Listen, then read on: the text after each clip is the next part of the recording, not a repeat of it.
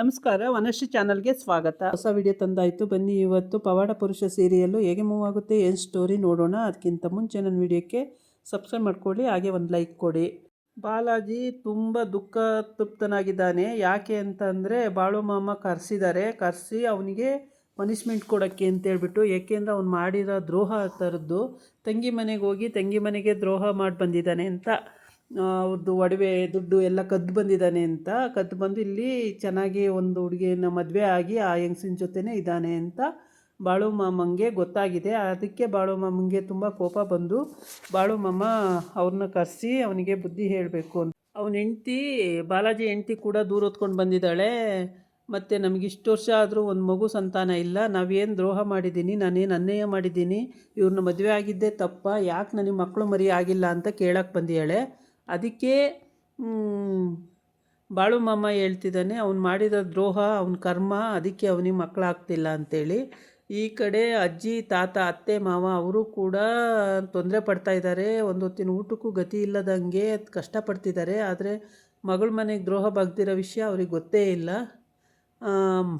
ಅಲ್ಲಿ ತಂಗಿ ತುಂಬ ಚೆನ್ನಾಗಿ ನೋಡ್ಕೊಳ್ತಾಳೆ. ಹೋದ ತಕ್ಷಣ ಮಾತಾಡಿಸಿ ಅಣ್ಣ ಅಂಥೇಳಿ, ಆಮೇಲೆ ಕೊಳೆ ಬಟ್ಟೆ ಮಾಡ್ಕೊಂಡು ಬಂದಿದ್ದಾನೆ ಅಂತ ಹೋಗಿ ಸ್ನಾನ ಮಾಡ್ಕೊಂಡು ಬಾ, ಬೇರೆ ಬಟ್ಟೆ ಕೊಡ್ತೀನಿ ಅಂತೇಳಿ ಬೇರೆ ಮಡಿ ಬಟ್ಟೆ ತಂದು ಕೊಡ್ತಾಳೆ. ಹೊಸ ಬಟ್ಟೆ ಎಲ್ಲ ಮಾಡ್ತಾಳೆ. ಹೋಳಿಗೆ ಊಟ ಹಾಕ್ತಾಳೆ.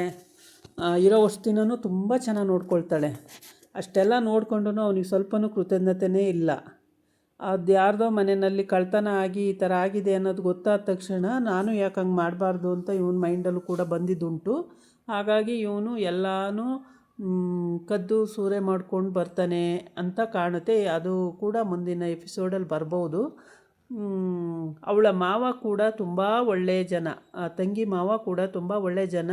ಭಾವ ಇರಲ್ಲ, ಎಲ್ಲೋ ಹೋಗಿರ್ತಾನೆ ಬಿಸ್ನೆಸ್ ಮೇಲೆ. ಭಾವ ಬಂದಮೇಲೆ ಕೇಳ್ಬಿಟ್ಟು ಕರ್ಕೊಂಡು ಹೋಗೋದು ಅಂತ ತಂಗಿನ 4 ದಿನ ತವ್ರ ಮನೇಲಿರೋಕ್ಕೆ ಕರ್ಕೊಂಡು ಹೋಗೋದು ಅಂತ ಅಪ್ಪ ಅಮ್ಮ ಹೇಳಿ ಕಳಿಸಿರ್ತಾರೆ. ನೀನು ಹೋಗ್ತೀಯಲ್ಲ, ಒಂದು 4 ದಿನ ಇದ್ದುಬಿಟ್ಟು ತಂಗಿನೂ ಕರ್ಕೊಂಡು ಬಾ ಅಂತ ಹೇಳ್ಬಿಟ್ಟು. ಎಲ್ಲ ಮಾರ್ಬಿಟ್ಟು ಅವಳನ್ನ ಮದುವೆ ಮಾಡಿಬಿಟ್ರಿ, ಈಗ ನನಗೇನು ಇಲ್ದಂಗೆ ಮಾಡಿದ್ರಿ ಅಂತ ಇವನ ಮನೇಲಿ ಕೂಡ ಜಗಳ ಮಾಡ್ತಾ ಕೂತಿದ್ದ. ಆ ಟೈಮಿಗೆ ಮಗಳು ಚೆನ್ನಾಗಿರೋದು ಮುಖ್ಯ, ನಾವು ಹೆಂಗಾದರೂ ದುಡ್ಕೊಳ್ಬೋದು ಅಂತ ಹೇಳ್ತಿದ್ರು ಅಪ್ಪ ಅಮ್ಮ. ಇದನ್ನೆಲ್ಲ ನೀನು ತುಂಬ ಚೆನ್ನಾಗಿದೆಯಾ ಅಲ್ವಾ ಅಂತ ತಂಗಿ ಕೇಳ್ತಾನೆ. ನಾನು ಚೆನ್ನಾಗಿದ್ದೀನಿ, ನಿಮಗೇನಾಗಿದೆ, ಯಾಕೆ ನೀವು ಚೆನ್ನಾಗಿಲ್ವ ಅಂತ ಕೇಳಿ. ಹಂಗೇನಿಲ್ಲ, ಸುಮ್ಮನೆ ಕೇಳಿದೆ ಅಂತ ಹೇಳ್ತಾನೆ. ಆಮೇಲೆ ಊಟ ಉಪಚಾರ ಬಿಸಿನೀರು ಪ್ರತಿಯೊಂದು ಕೊಡ್ತಾಳೆ. ಆಮೇಲೆ ಸಾಂಬ್ರಾಣಿ ಹೊಗೆ ಹಾಕೋದು, ಪೂಜೆ ಮಾಡೋದು. ಮಲಗಿರ್ತಾನೆ, ಪಲ್ಲಂಗ ಹಾಸಿಗೆ ಮೇಲೆ ಮಲಗಿರ್ತಾನೆ. ತುಂಬ ಚೆನ್ನಾಗಿರುತ್ತೆ. ಹತ್ತಿ ಬೆಡ್ಡು, ಹೊಸ ಬಟ್ಟೆ ಎಲ್ಲ ಕೊಟ್ಟಿರ್ತಾಳೆ.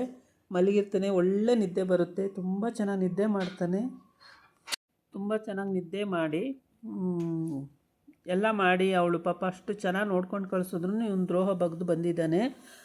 ಮದುವೆ ಆಗಿ ಇಲ್ಲಿ ಅವಳಿಗೆ ಒಂದು ಮಕ್ಕಳಿಲ್ಲ ಅಂತೇಳ್ಬಿಟ್ಟು ಅವಳು ಬಾಳು ಮಾಮ ಹತ್ರ ಹೋಗಿರೋದು. ಹೌದು, ಬಾಳು ಮಾಮ ಹತ್ರ ಹೋಗಿ ಬಾಳು ಮಾಮ ಅವ್ನು ಮಾಡಿರೋ ಅಂಥ ಕಚಡ ಬುದ್ಧಿನೆಲ್ಲ ಎತ್ತಿ ತೋರಿಸ್ತಾ ಇದ್ದಾರೆ. ಹೌದಾ, ಹಿಂಗೆಲ್ಲ ಮಾಡಿದ್ದಾರೆ ಇವರು, ನನ್ನ ಹತ್ರ ಹೇಳೇ ಇಲ್ಲ ಅಂತಿದ್ದಾಳೆ ಹೆಂಡ್ತಿ. ಆದರೆ ಇವನು ಒಂದು 4-5 ಸರ ಹಾಕ್ಕೊಂಡು ಬೆರಳಿಗೆಲ್ಲ ಉಂಗುರ ಹಾಕ್ಕೊಂಡು ಮಿಂಚುತ್ತಾ ಇದ್ದಾನೆ. ಇವನದು ಏನು ಪ್ರಾಬ್ಲಮ್ ಅಂತಂದರೆ, ಅಲ್ಲಿ ತಂಗಿ ಮನೆಯಿಂದ ದೋಚ್ಕೊಂಡು ಬಂದಿದ್ದನ್ನೆಲ್ಲ ಇಲ್ಲಿ ಉಪಯೋಗಿಸ್ತಾ ಇದ್ದಾನೆ. ಒಬ್ಬರ ಹತ್ರನೂ ಹೇಳಿಲ್ಲ, ಏನೂ ಮಾತಾಡಿಲ್ಲ ಇಲ್ಲಿವರೆಗೆ. ಒಬ್ಬರ ಹತ್ರನೂ ಹೇಗೆ ದುಡ್ಕೊಂಡು ಬಂದ ಅಂತಲೂ ಕೂಡ ಹೇಳಿಲ್ಲ, ಏನೂ ಕೂಡ ಹೇಳಿಲ್ಲ. ಹೇಗಾಯಿತು ಇದೆಲ್ಲ ಅಂತಲೂ ಗೊತ್ತಿಲ್ಲ. ಹೀಗಾಗಿ ತುಂಬ ಎಲ್ಲ ವಿಷಯನೂ ಬಾಳು ಮಾಮಂಗೆ ಇದು ಎಲ್ಲ ವಿಷಯನೂ ಗೊತ್ತಿದೆ. ಅವನೇನೇನು ಮಾಡಿ ಬಂದ ಅನ್ನೋದು ಎಲ್ಲ ಗೊತ್ತಿದೆ. ಹೌದಾ, ಇವಳು ಗಾಬರಿಯಾಗಿ ಹೆಂಡ್ತಿ ಕೇಳ್ತಾ ಇರ್ತಾಳೆ, ಹೌದಾ ಹೀಗೆಲ್ಲ ಆಯಿತಾ, ಹೇಳಲೇ ಇಲ್ವಾ ಅಂತೇಳ್ಬಿಟ್ಟು. ಏನೂ ಹೇಳಿರಲ್ಲ. ತುಂಬ ಎಲ್ಲ ಮುಚ್ಚಿಟ್ಬಿಟ್ಟಿದ್ದಾನೆ ವಿಷಯ. ತುಂಬ ವಿಷಯಗಳನ್ನ ಮುಚ್ಚಿಟ್ಕೊಂಡಿದ್ದಾನೆ. ಯಾವುದನ್ನು ಕೂಡ ಬಾಯ್ಬಿಟ್ಟು ಹೇಳಿಲ್ಲ. ಬಾಳು ಮಾಮ ಪ್ರತಿಯೊಂದೂ ನೀನು ಬಾಯ್ಬಿಟ್ಟು ಹೇಳು ಅಂತ ಫೋರ್ಸ್ ಮಾಡ್ತಾರೆ. ಆದರೆ ಕೂಡ ಅವನು ಯಾವುದೂ ಬಾಯ್ಬಿಟ್ಟು ಹೇಳಲ್ಲ. ಹೇಳ್ದೇ ಇದ್ದ ಕಾರಣಕ್ಕೆ 1-2 ಸಲ ಎದ್ದೇ ಬಿಡ್ತಾರೆ ಅವನಿಗೆ ಹತ್ರ ಹೋಗೋದಕ್ಕೆ. ಆವಾಗ ಎಲ್ಲರೂ ಸಮಾಧಾನ ಮಾಡಿ ಕೂತ್ಕೊಳ್ಳಿ ಬಾಳು ಮಾಮ ಕೂತ್ಕೊಳ್ಳಿ ನೀವು ಅಂತೇಳಿ ಅವನು ಮಂಡಿ ಊರಿ ಕ್ಷಮೆ ಕೇಳಿದ್ರೂ ಬಿಡೋದಿಲ್ಲ. ಏಕೆ ಅಂದರೆ ಅವ್ನು ಮಾಡಿರೋ ಕರ್ಮ ಅಂಥದ್ದು ಅಂತೇಳ್ಬಿಟ್ಟು ತುಂಬ ಕೋಪ ಇದೆ. ಅದೇ ಅಡ್ಡದಾರಿಯಲ್ಲಿ ಹೋದರೆ ಇದೇ ಆಗೋದು ಅನ್ನೋದು ಈ ಸ್ಟೋರಿನಲ್ಲಿ ಹೇಳಲಾಗಿದೆ. ಮತ್ತು ಅವನಿಗೆ ಅಲ್ಲಿ ಐಷಾರಾಮ್ ಜೀವನ ಎಲ್ಲ ರೀತಿಯಲ್ಲೂ ಸಂತೋಷವಾಗಿರೋ 4 ದಿನ ತುಂಬ ಚೆನ್ನಾಗಿ ಇಟ್ಕೊಂಡು ಕಳಿಸ್ಬೇಕು ಅಂತ ಎಲ್ಲ ಮಾಡಿದಾಗಲೂ ಕೂಡ ಮೋಸ್ಟ್ಲಿ ತಂಗಿ ಕರ್ಕೊಬರುವಾಗ ತಂಗಿಗೇನೋ ತೊಂದರೆ ಕೊಟ್ಟು ಅವಳು ಒಡವೆ ವಸ್ತ್ರ ಎಲ್ಲ ಕಿತ್ಕೊಬಂದ ಅಂತ ಕಾಣುತ್ತೆ.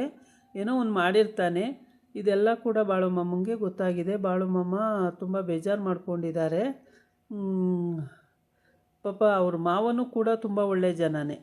ಮಾವ ಸಾಂಬ್ರಾಣಿ ಹಾಕ್ಕೊಂಡು ಬರ್ತಾಳೆ ನೋಡಿ, ಇವಾಗ ಪೂಜೆ ಮಾಡ್ಕೊಂಡು ಬರ್ತಾಳೆ, ಎಂಥ ಮಹಾಲಕ್ಷ್ಮಿ ತಂದು ನಮ್ಮನೆ ಕೊಟ್ಟಿದ್ದೀರಾ ಹಂಗೆಲ್ಲ ಹೇಳಿ ಸೊಸೆನ ಹೊಗಳುವಾಗ ಅಣ್ಣ ಅದನ್ನು ಖುಷಿ ಪಡಬೇಕು. ಅದು ಬಿಟ್ಟು ಹೌದಲ್ವಾ ಅಂತ ಖುಷಿ ಪಡ್ತಿದ್ದನು. ಅದು ಹೆಂಗೆ ಅವನ ಮನಸ್ಸಿಗೆ ಕೆಟ್ಟ ಆಲೋಚನೆ ಬಂತೋ ಏನೋ ಗೊತ್ತಿಲ್ಲ. ಅವನು ಎಲ್ಲದನ್ನು ತಂಗಿ ಅನ್ನೋದು ಗೊತ್ತಿಲ್ಲದೇ ಅವನು ಒಡವೆನೆಲ್ಲ ಕಿತ್ತು ಇದು ಮಾಡಿದ್ದಾನೆ. ಕರ್ಕೊಂಡು ಹೋಗ್ತೀನಿ ಊರಿಗೆ ಅಂತ ಹೇಳ್ಬಿಟ್ಟು ಏನೋ ಮಾಡಿದ್ದಾನೆ ಅಂತ ಕಾಣುತ್ತೆ. ಮಾವ ಕೂಡ ತುಂಬ ಒಳ್ಳೆಯವನು. ಇವತ್ತು ನಿನ್ನೆ ಮಧ್ಯಾಹ್ನ ಟೈಮೆಲ್ಲ ಬಂದಿದ್ದು, ಏನು ಅಡುಗೆ ಇದ್ದಿದ್ದು ಅಡುಗೆ ಇಕ್ಕಿದ್ದಾಗಿದೆ, ಇವತ್ತು ಹೋಳಿಗೆ ಊಟ ಮಾಡು ಅಂತೇಳಿ ಸೊಸೆಗೆ ಹೇಳಿ ಎಲ್ಲ ಮಾಡಿಸಿ ಎಲ್ಲ ಇಕ್ಕೋದು ಅದೆಲ್ಲ ಮಾಡಿರ್ತಾರೆ. ಅಷ್ಟೆಲ್ಲ ಮಾಡಿದ ಮೇಲೆ ಎಷ್ಟು ಚೆನ್ನಾಗಿ ನೋಡ್ಕೋಬೇಕಲ್ವ, ಅದಿಲ್ಲ. ಆಮೇಲೆ ಆಳುಗಳಂತೂ ಕೈಗೊಂದಾಳು ಕಾಲಿಗೊಂದಾಳು. ಹೊಲ ತೋರಿಸ್ಕೊಂಡು ಬರ್ತೀನಿ ಅಂತ ಒಬ್ಬನ್ನ ಕಳಿಸ್ತಾರೆ, ಮನೆ ಕೆಲಸ ಮಾಡೋಕೆ ಇನ್ನೊಬ್ಬ, ಮನೆ ಕೆಲಸ ಮಾಡೋಕ್ಕೆ ಹೆಂಗಸರು, ಎಷ್ಟು ಜನ ಆಳು ಕಾಳುಗಳಿದ್ದಾರೆ. ಅವ್ರನ್ನೆಲ್ಲ ನೋಡಿ ಇವನಿಗೆ ಕಣ್ಣು ಕುಕ್ಕು ಬಿಡುತ್ತೆ. ಅಂದರೆ ತಂಗಿಗೆ ಏನು ಕಷ್ಟನೇ ಇಲ್ಲ, ತುಂಬ ಸುಖವಾಗೇ ಇದ್ದಾಳೆ ಅನ್ನೋದು ಆಗ್ಬಿಟ್ಟಿರುತ್ತೆ. ಈ ಕಡೆ ಅಜ್ಜಿ ತಾತ ತುಂಬ ಯೋಚನೆ ಮಾಡ್ತಾ ಇರ್ತಾರೆ ಪ್ರತಿಯೊಂದು ವಿಷಯದಲ್ಲೂ. ದೇವರು ಇನ್ನೂ ಎಷ್ಟು ದಿನ ನಮಗೆ ಕಷ್ಟ ಕೊಡ್ತಾನೆ ಅಂತ. ಅವರು ಪಾಪ ಬೀಗರು ತುಂಬ ಒಳ್ಳೆಯವರು. ಬೀಗರು ಪ್ರತಿಯೊಂದು ವಿಷಯದಲ್ಲೂ ಸೊಸೆನ ಹೊಗಳಿ ಮಾತಾಡ್ತಾ ಇರ್ತಾರೆ. ಹಾಗಾಗಿ ಒಳ್ಳೆ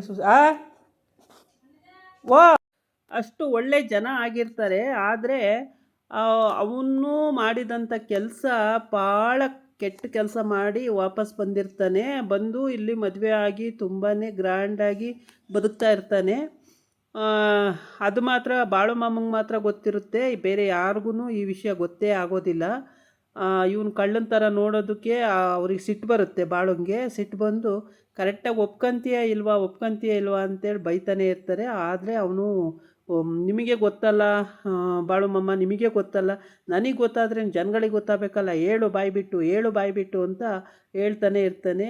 ಹೆಂಡ್ತಿಗೆ ಮಾತ್ರ ಈ ವಿಷಯ ಯಾವುದೂ ಗೊತ್ತಿರಲ್ಲ. ಅವಳು ಸುಮ್ಮನೆ ನೋಡ್ತಾ ಇರ್ತಾಳೆ. ಅವಳು ಪಾಪ ಅವಳಿಗೆ ಏನು ಹೇಳಬೇಕು ಏನು ಮಾಡಬೇಕು ಒಂದೂ ಗೊತ್ತಾಗಲ್ಲ. ನಾನು ಮಾಡಿರೋ ಕರ್ಮ ಏನು, ನನಗೆ ಮಕ್ಕಳಾಗಲಿಲ್ಲ ಅದೊಂದು ಮಾತ್ರ ಕೇಳ್ತಾ ಇರ್ತಾಳೆ. ಇವನು ಬಿದ್ದು ಬೇಡ್ತಾ ಇರ್ತಾನೆ. ಆದರೆ ಅವ್ನು ಮಾಡಿರೋ ಕರ್ಮಕ್ಕೆ ಅವನಿಗೆ ಮಕ್ಕಳೇ ಆಗಲ್ಲ. ಮಕ್ಕಳಾಗದಿದ್ದ ಕಾರಣಕ್ಕೆ ಭಾಳ ಬೇಜಾರಾಗಿರುತ್ತೆ.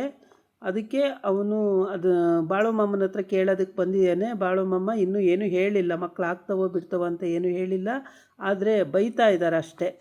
ನಿನ್ನ ತಂಗಿಗೆ ದ್ರೋಹ ಬಗ್ದವನು ನೀನು, ತಂಗಿ ಮನೆಗೆ ದ್ರೋಹ ಬಗ್ದವನು ನೀನು ಯಾಕೆ ಈ ಥರ ಮಾಡಿದೆ ಅಂತೇಳಿ ಬೈತಾ ಇದ್ದಾರೆ. ಅದು ಬಿಟ್ಟರೆ ಅವನಿಗೆ ಮಕ್ಕಳಾಗುತ್ತೋ ಬಿಡುತ್ತೋ ಅಂತ ಏನೂ ಹೇಳ್ತಾ ಇಲ್ಲ. ಇದಾಗಿತ್ತು ಇವತ್ತಿನ ವಿಡಿಯೋ. ನಾಳೆ ಇನ್ನೊಂದು ವಿಡಿಯೋ ಜೊತೆ ಬರ್ತೀನಿ. ನಮಸ್ಕಾರ.